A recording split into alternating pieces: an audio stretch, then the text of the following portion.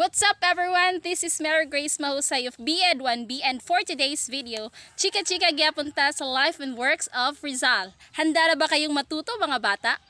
Charot lang. So, I and Jazel are tasked to discuss the last chapter of this subject, which is chapter 16, biography and national history.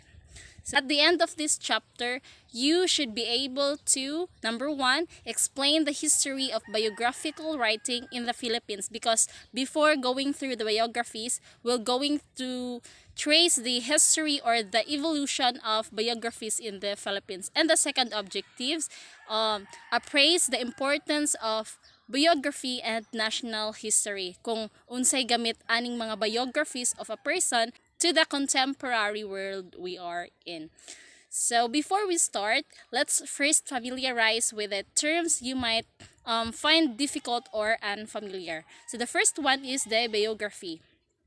This biography is the story of one's life written by someone else.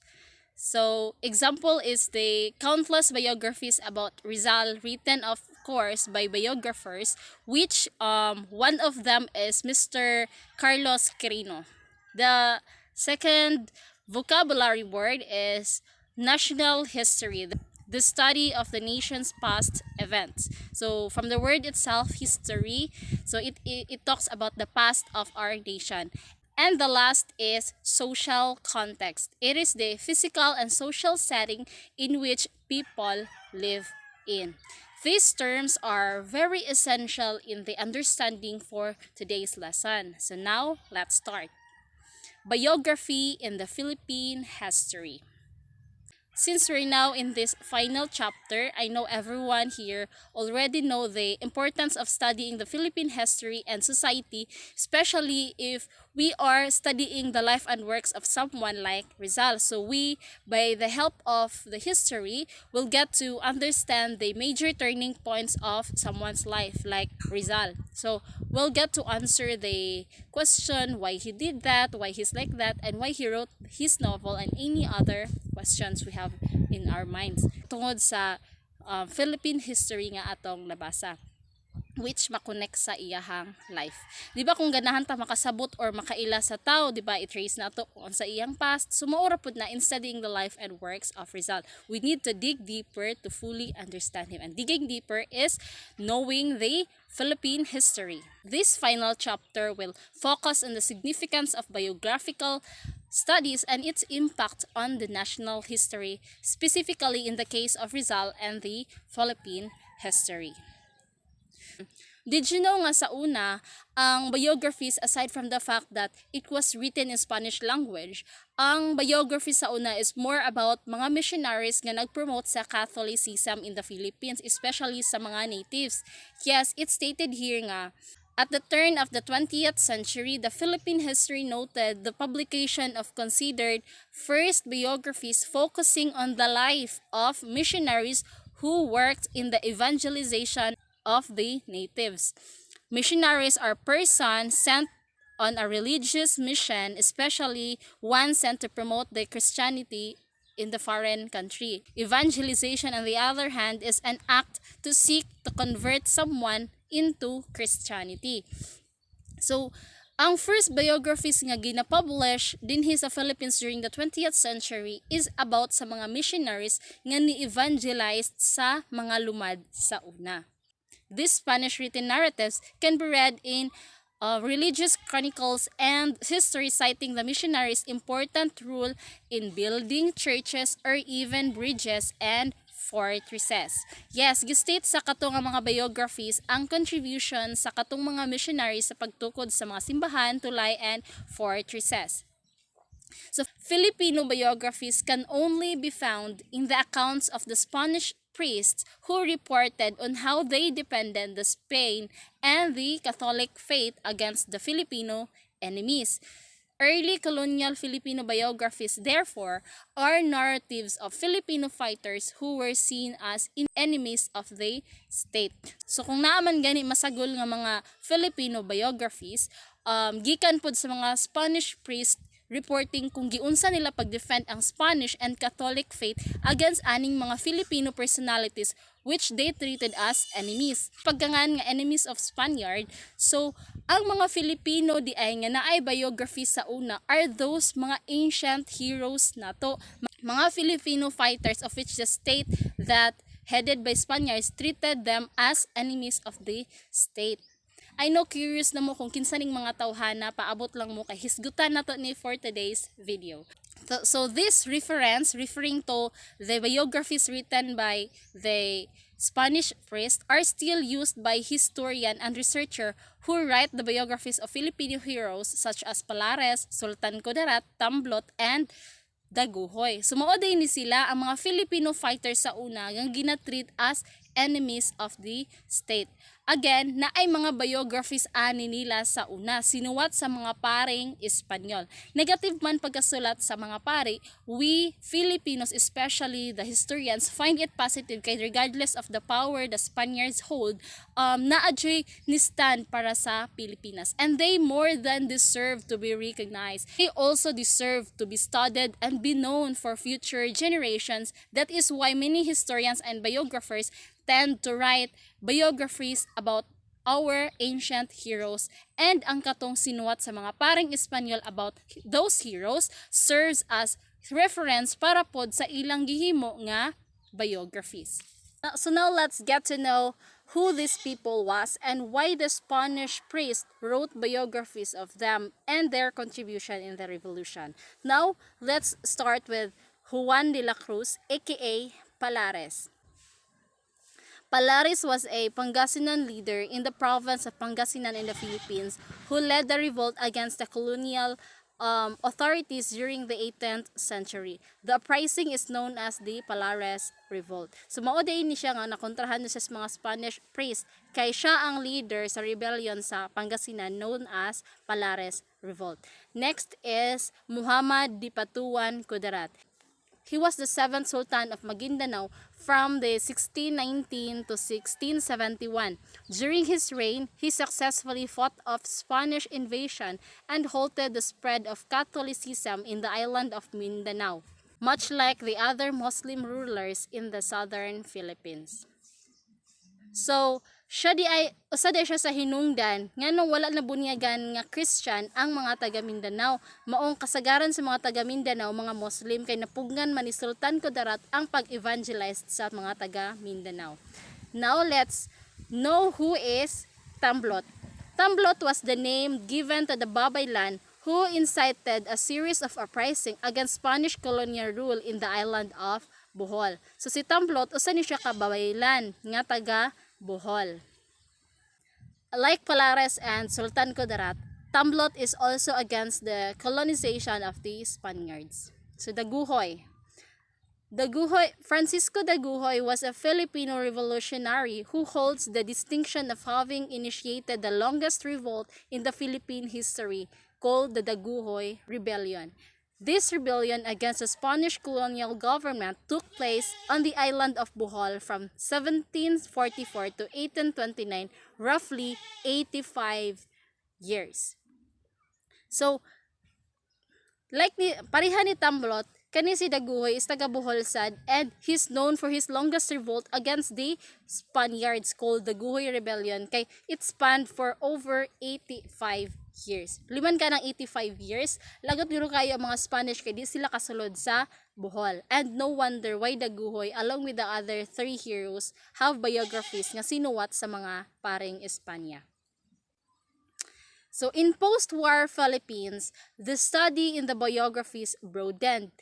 One monumental work in the history of life writing in the country is that of E. Arsenio Manuel in 1955.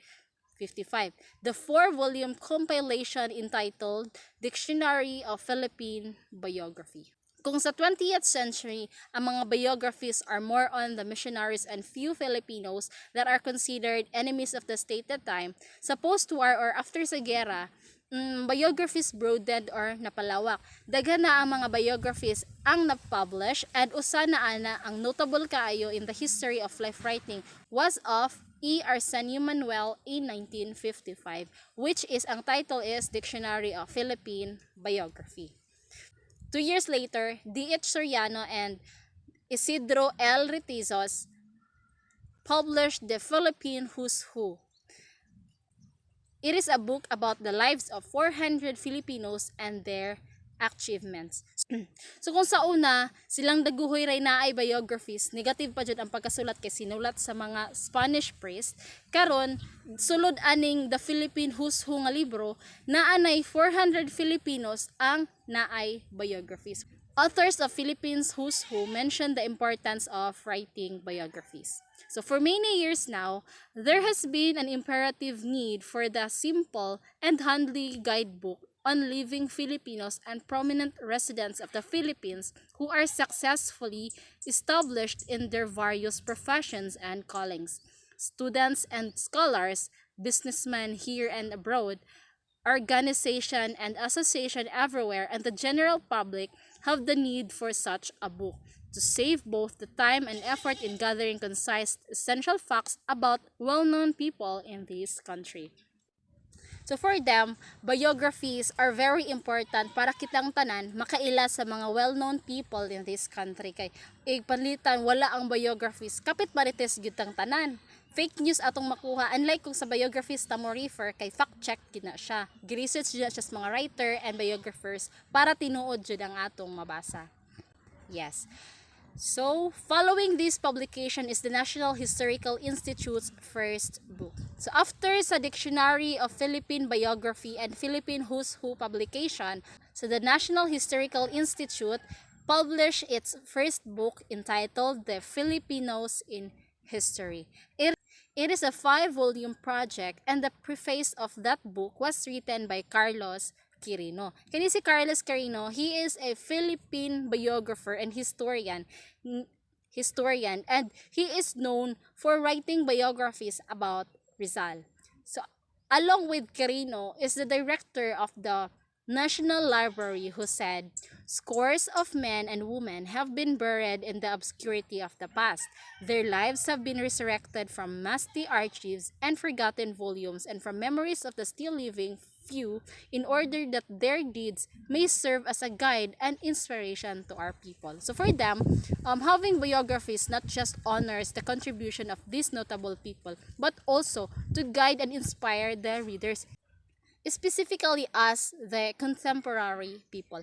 Like for example, life of Rizal. Rizal's life would be, of course, guide us kung panlitan maka-encounter ta og same scenario as Rizal. Kanang makabaluta kung unsay buhaton, and also he inspired us to possess patriotism or love for our country. Great Filipinos in History. It was published by historian and biographer Gregorio Zaid in 1970. He and his daughter revised the book in 1988 with the title Rizal and Other Great Filipinos, featuring the biographies of the 40 heroes, foremost of which is Rizal. So si Gregorio Zaid, he published the book entitled The Great Filipino in History, but gi-revise na sila along with her daughter into Rizal and Other Great Filipinos. The purpose of the revised book was summed up by Surya Zaid. It is to inspire the younger generations of Filipinos to love and serve their country. Yes, especially the life of Rizal, it's really the best biography para ma-inspire nga mga younger generations and even the future generations to possess patriotism, to love and serve our country, and to sacrifice our lives for our country. Maunang ang title sa revised nga book is naadjud ang name ni Rizal, like mura siya ang main character sa book. Again, the book entitled The Great Filipino in History revised into Rizal and Other Great Filipinos in order to inspire the younger generations of Filipinos to love and serve their country.